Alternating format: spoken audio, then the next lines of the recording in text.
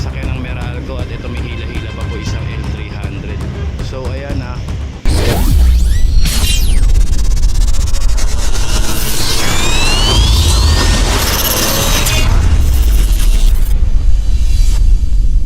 What is up guys? Good morning. Dito tayo ngayon ay Mabini po, kahabaan po tayo na Mabini. So kasama po natin ng mga PSTMD. Ayan po. Mga e-trike po operation na alam naman po natin na bawal naman po talaga na yan. Dito po yan sa lungsod ng Caloocan. Ayan po sila sir. Ayan po, may isang e-trike nga po na nakuha. Ayan sila sir. So kahit ko mahuli siya, okay lang kasi may bucket niya sa sisihol. Kaya nasigawan, hindi naman nasigawan. Sinabi ko, itabi niya. Sinabi ko, tama mo kasi. Hindi para masamahin ko, sisigawan niyo. Okay, wala naman ako. Malakas ang boses namin eh. Malakas talaga ang boses namin. Hindi para sigawan niyo yung mga driver niya. Nagana po, hindi namin napatang tulad niyo. Kaya na tayo na kinakain, hindi lang pinapilip kinakain. So ayun nga po. Sigawan niyo yung kapwa yung tao. So ayan. Operation nga po ng e-trike. Ayan si sir dito. Bawal naman na po kasi talaga yung e-trike dito. Kahit saan naman po, di ba? Binawal naman na po talaga. May mga designated area na bawal po sila dumaan. Ito pong lugar na tong Mabini at may paho na po ito. Grabe po talaga e-trike dito kung napapadaan po kayo dito. Kaya yan sila sir, pinatutupad lang nila ang batas na bawal po dahil nagkahigpitan na po talagang bawal naman na po. Ayan. Kaya po yung e-trike na to, isa na sample lang po dito na aktuhan po natin dito. So ayun.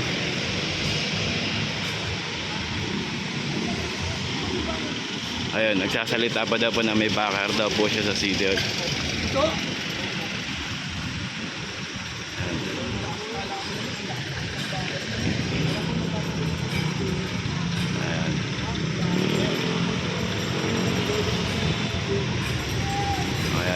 Talaga pong bawal po. Sir, bawal na po talaga sila dito, sir, di ba po? Bawal sila ngayon, simula nung 15 pa. Simula nung 15 po. Bawal na sila ngayon. Ngayon, pagka konti nasabihan mo ng maganda, nasigawan mo ng konti, siyempre sa lakas ng boses mo, bigla silang magagalit. Saka maingay ang kalsada, sir, kailangan natin lakasan ng boses ko. Ayun. Ayun nga po. So ayun, nasampulan nga po itong isang e-trike dito. Bawal na po sila talaga dito. Isa po ito sa lugar na binabawal ang mga e-trike. Ayan. So ayun, itatali po sila dito. Ayan po, tinatali po. Ayan. May panghila po na sasakyan na truck. Ayan, na isasama po sila sa impounding area.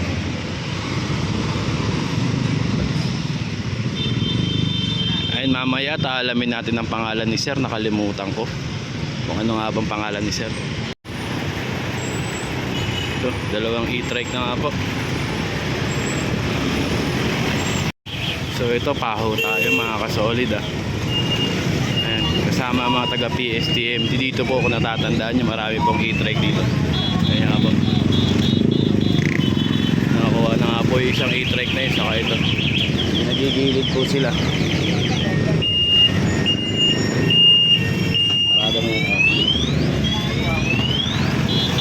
Ayun, may mga inihila nga po na mga e-trike na binawal na po talaga sila kasi dito.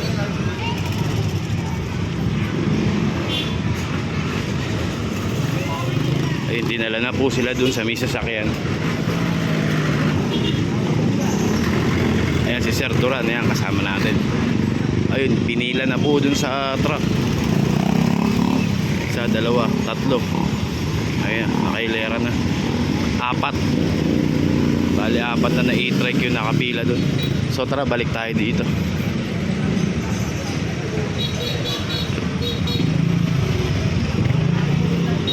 Ito po, ako natatandaan nyo, puro e-trike po nakapila dito sa may Pure Gold. May paho na to, Caloocan. Ito ngayon napakalinis. Simula po nung nagkahigpitan dito, Caloocan City po ito, JP Rizal Street. Ayan, kung natatandaan nyo po yung Pure Gold dito, malapit sila dun. So ayun, dito pa yun, nagtatakbuhan pala sila. Ayun, dito sa Eskinita pala nagpasukan yung mga e-bike. Ayun o. Pulasan sila. Bawal na po kasi sila talaga. Ito may isa.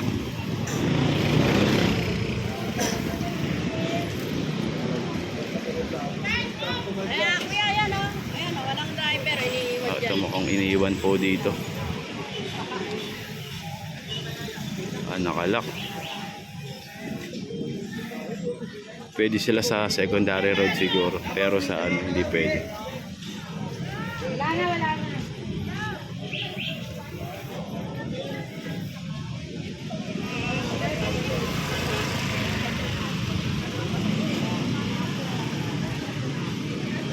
Kaya kinukuha nila yung susi.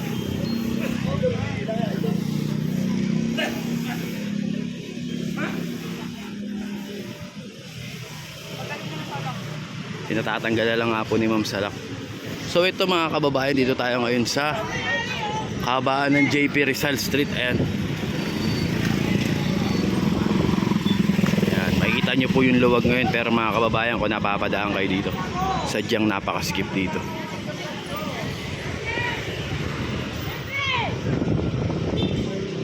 Ayun nga, yung isang e-trike is nakalak nga po.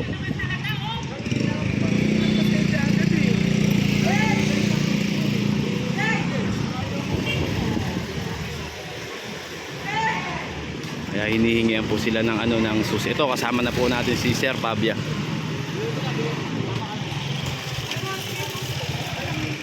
Ayan, Sir Pabia, diba nga pinabibigay na nga lang po yung susi. Pinasasama na siya. Ayan. Ayan, sinakyan na nga po. Wala na magagawa yan na ano na. Bawal po kasi sila dito sa ano, sa JP Rizal, sa highway. Mga nagpupulasan po sila tatakbuhan kapag ano, nahuhuli. Ayan, doon. Ayan, nasakyan na nga po sila. Bawal na, wala na. Ayun o. Ano na ba? Oh, bawal na nga daw po, sabi ni Ma'am Lynn. Bawal na ang e-bike dito, ban. Kasama po ito sa daan na binabawal. Kasi ang dati po dito talaga sa may Pausica to sa mga naglalaki ang sidecar, kung natatandaan nyo yan, mga ganyan, matataas kasi bahain nga dito, kaya ganyan yung mga sidecar yan. Ngayon nung nauso yung e-bike, puro e-bike na po talaga dito, karamihan na talaga puro e-bike. Kaya ngayon is gobyerno nagpatupad, binabawal na po talaga sila, kaya wala na, kailangan na lang nila talaga sumunod. Sa pinagbabawal na lugar, hindi na talaga sila pwede doon. So kayo mga kababayan, tanungin ko lang kayo. Comment down below nyo, ano masasabi nyo sa pinapatupad ng gobyerno na bawal na ang e-trike dito nga po sa mga pangunahing daanan. Ayan.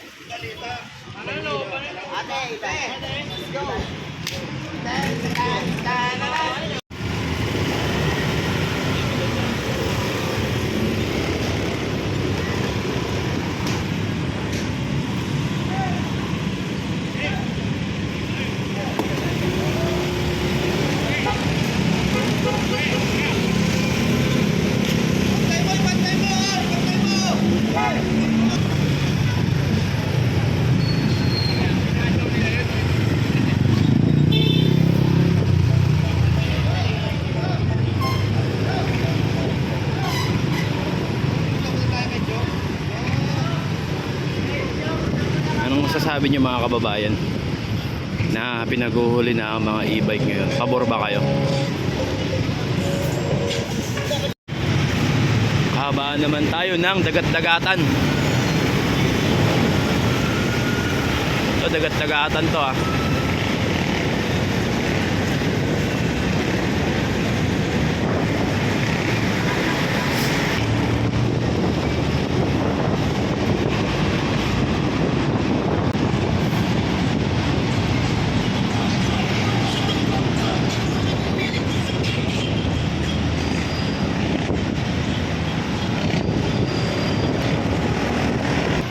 So ayun mga kababayan, nandito man tayo ngayon Pampano Street. So ito nandito na-aktuhan natin na nag-ooperate din ng mga taga MMDA. Ayan mga kababayan, kinasa na po yung towing bar dito. Ayan, may isa, Diyos ko, na isang pa yung isang ano sasakyan ng Meralco at ito may hila-hila pa po isang L300.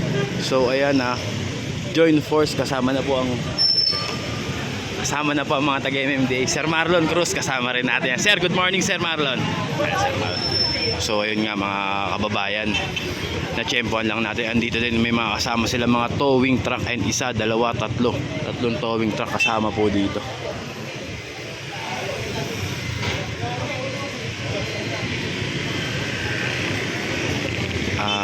Subukan natin kausapin din ng mga taga MMDA para pag may operation sila mga kababayan, mapanood nyo rin, makasama kayo. So maraming salamat po sa aming action officer Ma'am Lynn Pineda. Yan. Ganun din po sa aming team leader kay Sir Duran. Maraming salamat sir. Naka-cover tayo sa operation nyo dito sa Caloocan City. Ayan. So ayun nga po, palis na po yung mga sasakyan, mga towing truck, mga na-tow. Ito, meron pa isa.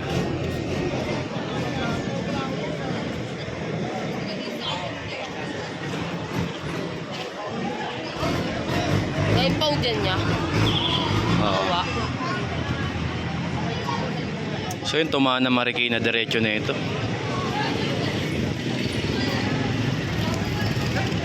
Ayun pa, meron pa isa dun sa kabila.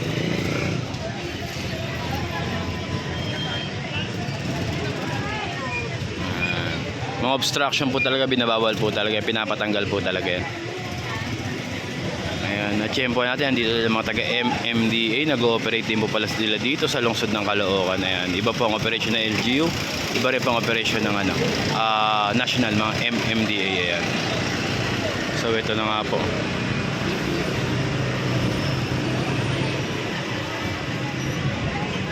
Ito naman yung mga e-trike.